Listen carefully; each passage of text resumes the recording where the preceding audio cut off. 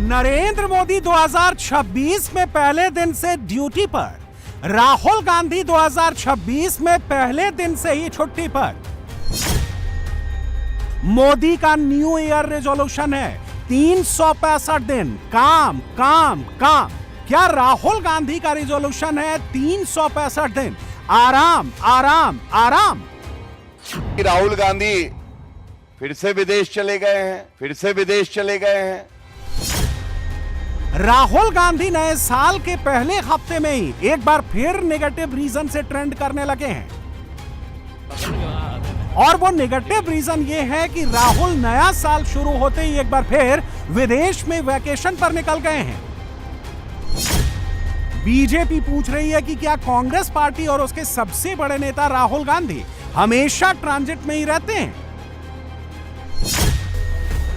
ऐसा लग रहा है कि राहुल 2025 की तरह 2026 में ही छुट्टी छुट्टी छुट्टी वाले मोड में ही रहने वाले हैं। पैटर्न सेम टू सेम है। 2025 के जनवरी में राहुल एक प्राइवेट ट्रिप पर वियतनाम पहुंच गए थे। अप्रैल 2025 में दुबई, जून 2025 में कतर, जून जुलाई 2025 में लंदन, सितंबर 2025 में मलेशिया, सितंबर 2025 में ही राहुल ब्राजील, पेरू, चिली और कोलंबिया पहुंच गए। दिसंबर 2025 में राहुल जर्मनी पहुंच गए और अब 2025 की तरह 2026 जनवरी में भी राहुल वियतनाम पहुंच गए। यानी एक तरफ देश के प्रधानमंत्री नरेंद्र मोदी हैं, जिन्होंने 1 जनवरी 2025 को अपनी पहली कैबिनेट देश के किसानों को समर्पित की। कई अहम फैसले लिए थे। 2025 खत्म होने से ठीक पहले मोदी ने नीति आयोग के टॉप ऑफिशियल्स के साथ मीटिंग की और 1 जनवरी 2026 को मोदी ने भारत की तरक्की वाली नई स्ट्रेटजी देश के साथ साझा की। लेकिन मोदी के उलट राहुल ने क्या क्या किया? राहुल 2026 शुरू होते ही विदेशी यात्रा पर निकल गए। राहुल वहां क्यों गए, किससे मिलने गए हैं, इसकी कोई जानकारी उपलब्ध नहीं है। पिछले साल की तरह इस बार भी क्या वो प्राइवेट ट्रिप पर वियतनाम पहुंचे हैं, ये भी क्लियर नहीं है। लेकिन बीजेपी आरोप लगा रही है कि हो ना हो, राहुल इस बार भी किसी एंटी मोदी इकोसिस्टम से 2026 के लिए कोई नई मोदी विरोधी स्क्रिप्ट लेने गए हैं। ये पार्ट टाइम नेता केवल भारत में तब आता है जब अराजकता फैलानी होती है।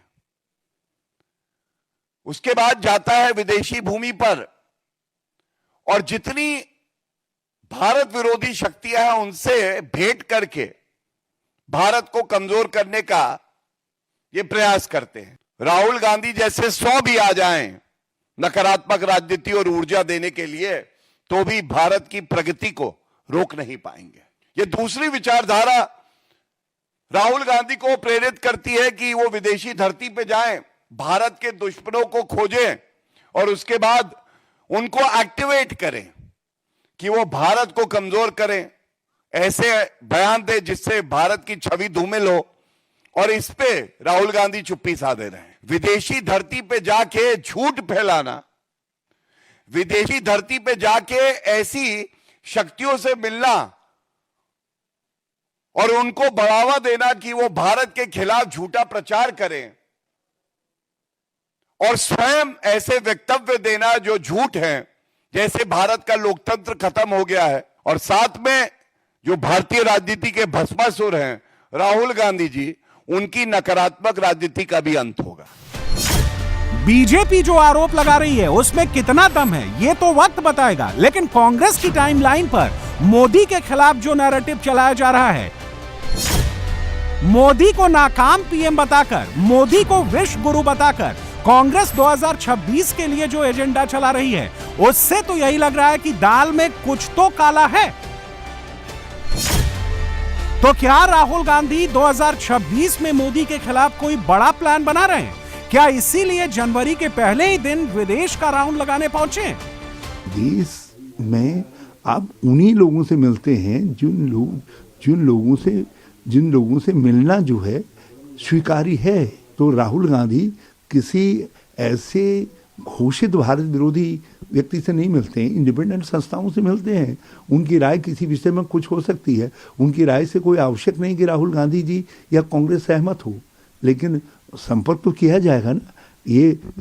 ये डिमार्केट कौन करेगा ये सर्वेक्षण कौन करवाएगा कि कौन मन में भारत विरोधी है या नहीं है?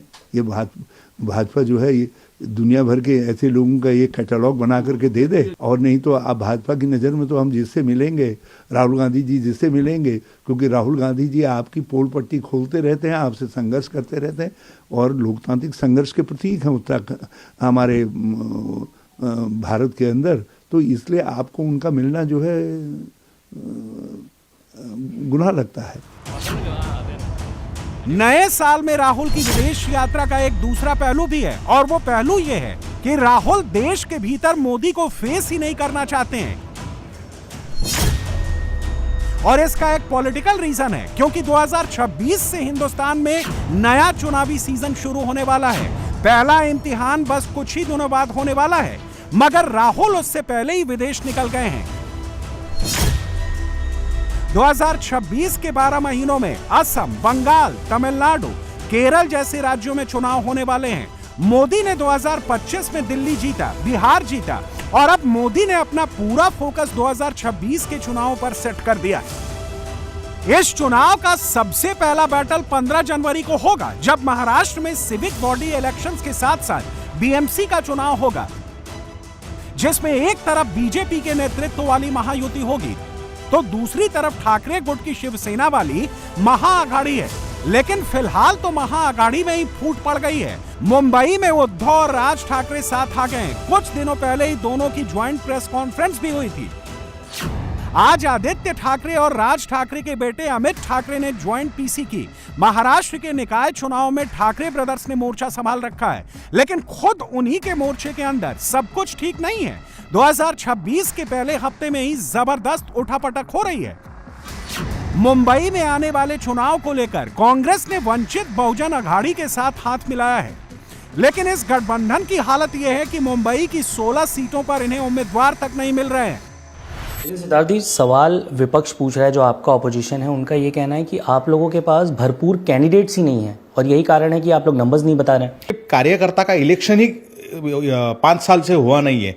कोई भी पार्टी जो चलती है वो कार्यकर्ता के बलबूते पर चलती है। अगर कार्यकर्ता का इलेक्शन ही नहीं हुआ होगा तो वो कार्यकर्ता फिर आगे कैसे जाएगा, वो खड़ा कैसे होगा? उन्हें जो लौटाने की बात है वो ऐसा है कि जो हम सीटें चाहते थे कि यहाँ पर हमें चाहिए, वही सीटें उनको भी चाहिए थी, तो सीट शेयरिंग में वो बहुत डिले हो रहा था। सारे के सारे सीटें जो मित्र पक्षों को दिया गया है उन्होंने फिल करना चाहिए था। अब थोड़ी कहीं कमियां रह गई हैं जिसके कारण ये हुआ है। गठबंधन की राजनीति में सीटों का आदान प्रदान होते रहता है। वंचित अघाड़ी को ज़्यादा से ज़्यादा सीट जो सीटें चाहिए थी, मैक्सिमम सीटें उनको दी गई थी। अब उनके पास उम्मीदवार नहीं था, उन्होंने वो सीटें कांग्रेस को वापस की, लेकिन समय निकल जाने के कारण अगर कहीं सीटें ब्लैंक रह गई हैं तो वहाँ पे जो भी कांग्रेस की विचारधारा को मानने वाला उम्मीदवार होगा उस पर पार्टी उसको समर्थन देने की सोच सकती है। उबाटा और मनसे की जहाँ पे सीट है और उबाटा की सीट पे यहाँ पे मुस्लिम वोट डिवाइड नहीं होना चाहिए, इसके लिए कांग्रेस ने मैनेज करके उबाटा के कैंडिडेट के यहाँ पे कांग्रेस के कैंडिडेट नहीं खड़े किए, वहाँ पे वंचित के कैंडिडेट खड़े किए और 16 सीट जहाँ पे जो कैंडिडेट नहीं मिले वो उबाटा से मैनेज करके उन्होंने कैंडिडेट खड़े नहीं किए हुए। उबाटा को फ़ायदा होने के लिए, उबाटा को सपोर्ट मिलने के लिए और उबाटा को मुस्लिम वोट मिलने के लिए कांग्रेस ने रणनीति की हुई है। वो अंदर से नहीं बाहर से अलायंस उन्होंने किया हुआ है। दूसरी तरफ बीजेपी के नेतृत्व वाली महायुति है जो back to back winning performance दे सकती है। दिसंबर 2025 में पंचायत के चुनाव में बीजेपी ने दमदार परफॉर्म करके 2026 की चुनावी टोन पहले ही सेट कर दी थी और 15 जनवरी 2025 को उसी परफॉर्मेंस का रिपीट टेलीकास्ट बीजेपी को बीएमसी का क्राउन ज्वेल दिला देगा। राहुल को एक और झटका लगेगा। अफसोस की बात है कि कभी कभी कुछ पार्टियां ऐसे हैं जिन पार्टियों में लोकतंत्र नहीं है, वे भारत के लोकतंत्र पर सवाल उठाते हैं। कभी कभी ईवीएम्स को दोष देते हैं, कुछ समय पहले एसआईआर को दोष दे रहे थे, इलेक्टरल रोल्स को दोष दे रहे। तो जनता ने तय किया है कि इन पार्टियों को उनको रिजेक्ट करना है और इसलिए बार बार मुझे यकीन है मुंबई से लेकर दिल्ली तक भारत की जनता महायुति को सत्ता में बिठाना चाहती है ताकि उनके काम जल्द से जल्द। मुंबई महानगर पालिका, सबसे पहले मैं आपके माध्यम से आपके व्यूअर्स को मैं बताना चाहता हूं, मुंबई महानगर पालिका भारत की सबसे अमीर, सबसे बड़ी महानगर पालिका है। मुंबई महानगर पालिका की जो बजट है 5 राज्यों की बजट से अधिक इनकी बजट है। इस पर हम सबको गर्व है। लेकिन यह कहते हुए मुझे दुख और गुस्सा होती है कि पिछले 25 वर्षों के लिए मुंबई महानगर पालिका को एक एटीएम के रूप में उसको यूज किया गया। एटीएम मतलब ऑटोमेटेड टेलर मशीन। कुछ लोगों के लिए एटीएम का मतलब था एनी टाइम मनी। लेकिन आज मुझे यकीन है कि चुनाव के बाद 16 जनवरी के बाद जब महायुति की सरकार आएगी, हमारी महापौर बैठी, उस समय के बाद मुंबई महानगर पालिका का जो एटीएम का मतलब होगा, अकाउंटेबल टू मुंबईकर्स, और यही हमारा उद्देश्य है। हमें मुंबई महानगर पालिका को सुधारना है और मुंबई महानगर पालिका के माध्यम से मुंबई में रहने वाले आम लोगों की समस्याओं को हमें छोड़ना है। 2026 में महाराष्ट्र का लोकल चुनाव मोदी के लिए केकवॉक लग रहा है, लेकिन 2026 में मोदी की असली सियासी फाइट बंगाल से शुरू होगी। इस बार नरेंद्र मोदी बंगाल को लेकर कितना सीरियस हैं, इसका अंदाजा इसी बात से लगा लीजिए कि उनकी टीम ने 2025 से ही बंगाल का टोन सेट कर रखा है। बंगाल में अमित शाह ने खुद मोर्चा संभाल रखा है। दिसंबर 2025 से लेकर अब तक बंगाल के कोने कोने में बीजेपी की लीडरशिप 7 से 8 पोलिंग बूथ के क्लस्टर्स में 13,000 मीटिंग्स कर चुकी है और अमित शाह ने अपनी टीम को बंगाल जीतने का मास्टर प्लान भी बता दिया है। अमित शाह ने 5 मंत्र दिए हैं। इस मंत्र का टारगेट बंगाल की 2/3 सीट जीतने पर है। इस प्लान के तहत पहला और सबसे बड़ा वार घुसपैठ मुक्त बंगाल का है। शाह ने अपनी टीम को कह दिया है कि जनता के बीच जाकर इस मुद्दे को पूरी ताकत के साथ उठाएं। अमित शाह के एजेंडे में दूसरा महत्वपूर्ण पहलू बंगाल के गौरव को फिर से लौटाना है। शाह ने बीजेपी कार्यकर्ताओं को हिदायत दी है कि जब घर जाएं तो वो लोगों को याद दिलाएं कि पुराने बंगाल का गौरव क्या था। भावनात्मक मुद्दों के साथ साथ अमित शाह ने भ्रष्टाचार को भी बड़ा चुनावी हथियार बनाया है। टीएमसी की भ्रष्टाचार की पोल खोलना अमित शाह के मिशन बंगाल का अहम हिस्सा है। अमित शाह ने यह भी सुनिश्चित किया है कि 294 विधानसभा सीटों में से हर सीट पर बूथ स्तर तक की तैयारी हो ताकि 2/3 सीटों का मैजिक फिगर हासिल किया जा सके। और आखिरी मंत्र के तहत शाह ने बीजेपी के सांसदों और विधायकों को हिदायत दी है कि वो हर विधानसभा में जाकर हर हफ्ते कम से कम 4 दिन जरूर बिताएं। मोदी बंगाल में इतनी मेहनत इसलिए कर रहे हैं क्योंकि सामने ममता बनर्जी की चुनौती है, जो बंगाल में जीत की हैट्रिक बना चुकी हैं और 2019 से ही मोदी के लिए नुकसानदायक साबित हो रही हैं। इसे एक आंकड़े से समझिए। 19 के लोकसभा चुनाव में बीजेपी ने बंगाल की 18 सीटें जीती थी। 2024 के लोकसभा चुनाव में यह नंबर घटकर 12 पर आ गया। इसलिए 2026 में मोदी ने अपनी बंगाल वाली स्ट्रेटजी बदली है। अब वो डिफेंसिव नहीं है, ऑफेंसिव होकर मैदान में उतर चुकी है। इसके अलावा कोई ऑप्शन भी नहीं है, क्योंकि बंगाल में ममता बनर्जी के भतीजे ने 1 महीने की वोट यात्रा शुरू कर दी है। दूसरी तरफ बीजेपी के राम के जवाब में ममता ने दुर्गा वाली रणनीति बनाई है। एसआईआर पर मोदी और शाह विरोधी बातें कही हैं और इसके काउंटर में बीजेपी ने ममता को यह कहकर घेरना शुरू कर दिया है कि ममता बनर्जी तो अब खुल्लम खुल्ला देश के गृह मंत्री को धमका रही हैं। एक मुख्यमंत्री जो संविधान की शपथ लेता है कि संविधान का पालन करेंगे, वो भारत के गृह मंत्री को धमकी देता है और 2 बात कहता है। पहला, अगर मैं ना चाहूं तो भारत के गृह मंत्री पश्चिम बंगाल में घुस नहीं सकते हैं। फिर यही नहीं रुकता है, धमकी आगे बढ़ती है और कहती है अगर मैं चाहूं तो वो होटल के कमरे से बाहर नहीं आ सकते हैं। ये धमकी क्या है? उनकी जान की बात कर रही हैं आप ममता बनर्जी जी। हम जानना चाहेंगे आपसे कि ममता बनर्जी और टीएमसी के नेताओं ने धमकी दी है कि अगर एसआईआर हुआ तो खून की नदियां खून की नदियां बहा देंगे ये लोग। देखिए, ये तो बंगाल से जब हमारा लीडर्स भाजपा, ये हमारा बंगाल से जब वो उसका पार्टी का भाजपा लीडर्स दिल्ली में जाते हैं या कोई बाहर में जाते हैं, वो तो प्रोवोक करते हैं बंगाल का नाम खराब करने के लिए। तो बंगाल का जब क्रिटिसाइज कर रहा है इंडिया के दूसरे स्टेट में, जो दूसरे स्टेट से यहाँ पर आके बंगाल को मैलाइन करता है, तब उसको ये बात याद नहीं रहता है। बंगाल में बीजेपी के लिए अच्छी खबर यह है कि 2026 की फाइट में मोदी के सामने सिर्फ ममता बनर्जी की चुनौती है। राहुल गांधी और उनकी पार्टी इस बार कहीं रेस में है ही नहीं। टीएमसी और कांग्रेस का बंगाल में मिलन होना असंभव है। राहुल तो विदेश में छुट्टियां मना रहे हैं, लेकिन बंगाल में कांग्रेस के सबसे बड़े चेहरे अधीर रंजन चौधरी ममता बनर्जी के खिलाफ मोर्चा खोल के मोदी की राह को और आसान कर रहे हैं। 26 के सियासी दंगल से पहले ही राहुल को फंसा चुके हैं। चुनाव की प्रचार शुरू हो गए हैं, इसका मतलब ये है चुनाव प्रचार शुरू करने वाला है। और ये जो भतीजे जब चुनाव प्रचार करते हैं ना, उनके सारे जो इंतजामियात होते हैं, आम लोग खरे खरे भूखे पेट वही देखते रहते। तो भतीजे को लगा कि चलो इस बार एक यात्रा निकाले, लोगों को गुमराह करने की यात्रा। और ये भतीजे अकेले, इनके पीछे अगर फूफा न रहते ना, ये कहाँ छुप छुप के रहते थे। ये बुआ की ताकत पे ही ये भतीजा लड़खड़ा इधर उधर घूमते हैं। वो कह दे कि बुआ नहीं है मेरे साथ, मैं अकेले चले, तो आप देख पाओगे उनका ताकत। पीछे से खुद बुआ है। बुआ के खिलाफ सारे बंगाल में काफी आक्रोश, शिकायत दर्ज होते रहते हैं। धड़ल्ले से सारे सीटों पे जीत हासिल करते हैं टीएमसी पार्टी। तो इसको क्या कहूं, चोरी कहूं या डकाती कहूं? मैं डकाती इसीलिए कह रहा था।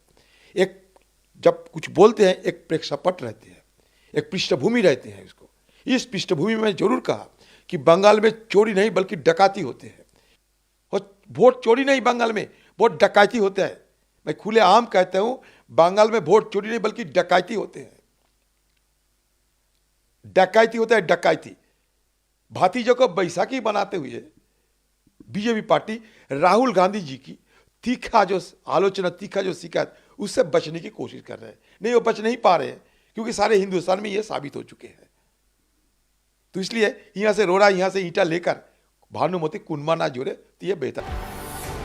2026 में बंगाल के बाद मोदी असम के चुनावी युद्ध में कूदेंगे। वो असम जो कभी कांग्रेस का गढ़ हुआ करता था, वहां अब सेंध लग चुकी है। और मोदी के साथ मिलकर हिमंता बिस्वा शर्मा ने कांग्रेस की बची खुची उम्मीद भी खत्म कर दी है। कांग्रेस के गौरव गोगोई क्लेम कर रहे हैं कि अब की बार असम में कांग्रेस 126 में से 100 सीटों पर चुनाव में उतरेगी। लेकिन गौरव गोगोई ये नहीं बता रहे हैं कि 14 के बाद से जब भी मोदी और राहुल की 1-to-1 फाइट हुई है, तो बीजेपी ने ही लीड हासिल की है। 26 में भी यही होने का संकेत है। वो बात दूसरी है कि जमीनी हकीकत से दूर कांग्रेस के गौरव गोगोई अभी से ही जीत का दावा ठोक रहे हैं। देखिए, आने वाला निर्वाचन, विधानसभा निर्वाचन बहुत ही आकर्षित होने वाला है।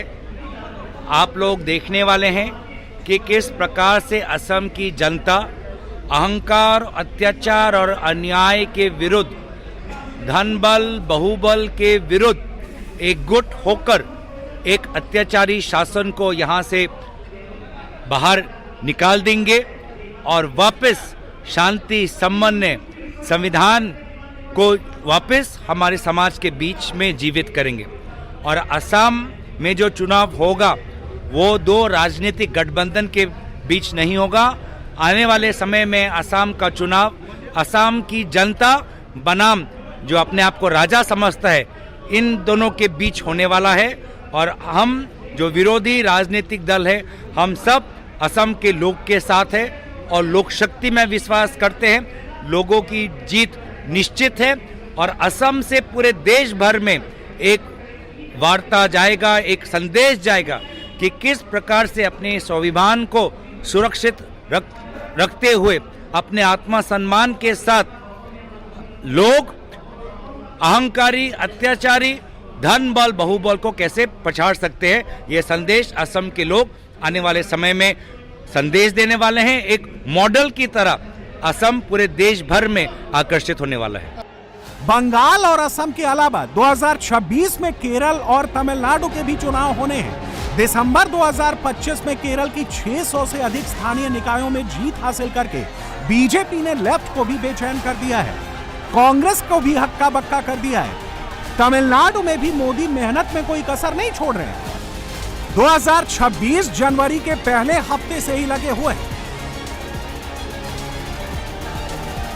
मोदी और राहुल में यही फर्क है, राहुल साल के 365 दिन छुट्टी वाले मोड में रहते हैं, मोदी मिशन मोड में जीत की तैयारी करते हैं, इसीलिए बार बार राहुल पर भारी पड़ते हैं।